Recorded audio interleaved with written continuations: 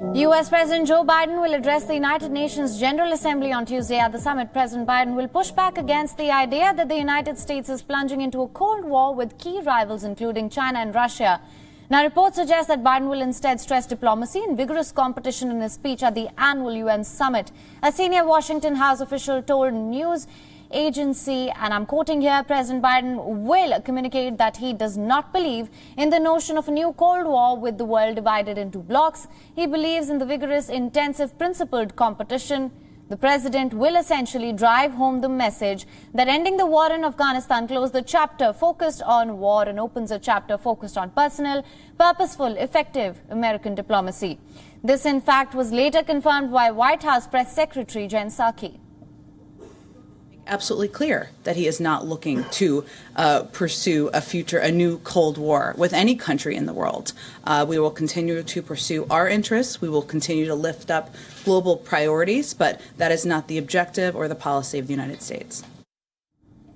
In his first address to the United Nations as President, Biden will stress that Washington will work with allies and partners to solve problems that can't be solved by military forces.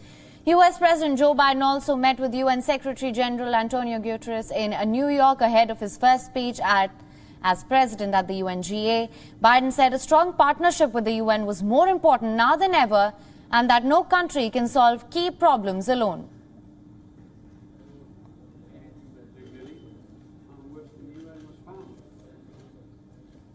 And the Secretary General and I share a strong commitment to the principles of human freedom and human dignity on which the UN was founded. I went back and reread the charter. I remember we sometimes forget what the founding principles were, not you, but we, the world. Every UN member state likewise has an obligation to uphold those fundamental commitments and that we've all made. And normally the task is already ahead for each one of us, and it's real. And following his UNGA address, President Biden will meet Australian Prime Minister Scott Morrison in New York before returning to Washington to meet British Prime Minister Boris Johnson. Remember, the UNGA takes place less than a month after U.S. withdrawal from Afghanistan, ending a 20-year war. The speech gives Biden his biggest opportunity yet to talk about the direction of the U.S. foreign policy. We have agreed a new deal for... I spoke with Governor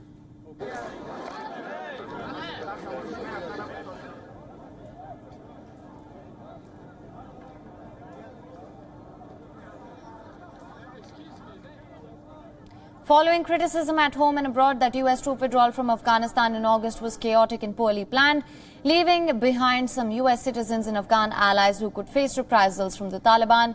Meanwhile, top officials of the U.S.-backed government have fled Afghanistan. This will be a challenging week for President Biden that will be dominated by foreign policy. Amid questions about his handling of the U.S. pullout from Afghanistan, he's also likely to face questions on a nuclear submarine deal with Australia that has angered France. President Biden will also host the first in-person summit of the leaders of the Quad grouping, which will be attended by Indian Prime Minister Narendra Modi, Australian Prime Minister Scott Morrison and Japanese Prime Minister Suga.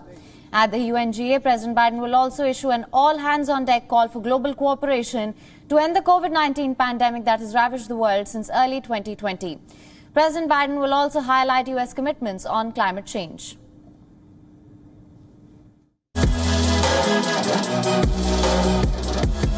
WION USA Direct from Washington, D.C. with Siddhant Sibal.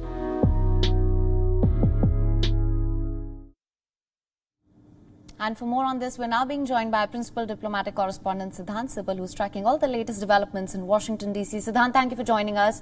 A challenging week for President Joe Biden. Could you just walk us through the events for this week? Well, yes, indeed, it's a challenging week for the U.S. president in terms of the fallout when it comes to Afghanistan.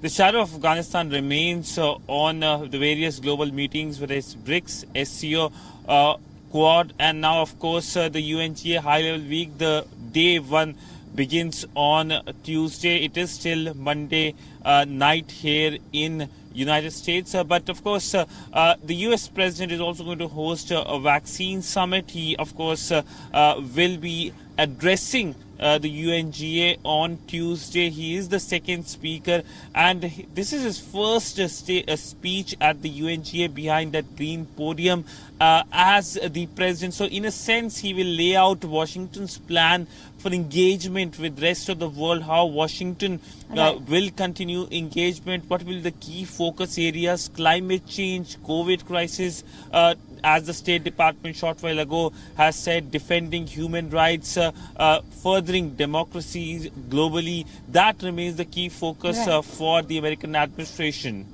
Right, Siddhant. Like I mentioned earlier, President Biden is instead going to stress diplomacy now, and also he will be facing questions on the latest nuclear submarine deal with Australia. What can we expect on those fronts?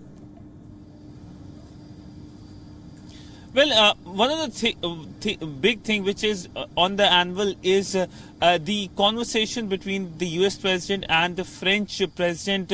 The relationship between the two countries has historically been very strong and stable, but in the backdrop of the AUKUS agreement, the pact which was announced, there are of course worries expressed by the French side. We know the French president is not going to participate in the UNGA, but the French side has said that this was decided long before the AUKUS was announced. But largely when it comes to the focus areas and of course during the speeches made by the leaders at the UNGA will be on many issues.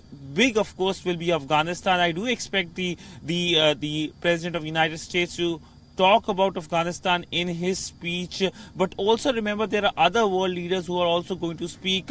On the day one, I can tell you that there will be two pre-recorded statements, one by the new Iranian president, the Chinese president, the Maldivian president, the Brazilian president, who of course historically has been the first speaker. The Indian Prime Minister Narendra Modi will also be speaking on 25th, that is Saturday. He is the first speaker on that day, but by and large it will be a 7-day event, a 6 to 7 day event in which global leaders come talk about the issues. But the big issue is that it looks like that UN might become a talk shop rather than coming out with practical implementation of things to deal with crises like the COVID crisis, climate change. In fact, the UN was found missing amidst the COVID pandemic when it began last year. G20 essentially was the grouping that was meeting regularly, making sure that economically there can be action taken by these 20 economies in a coordinated manner.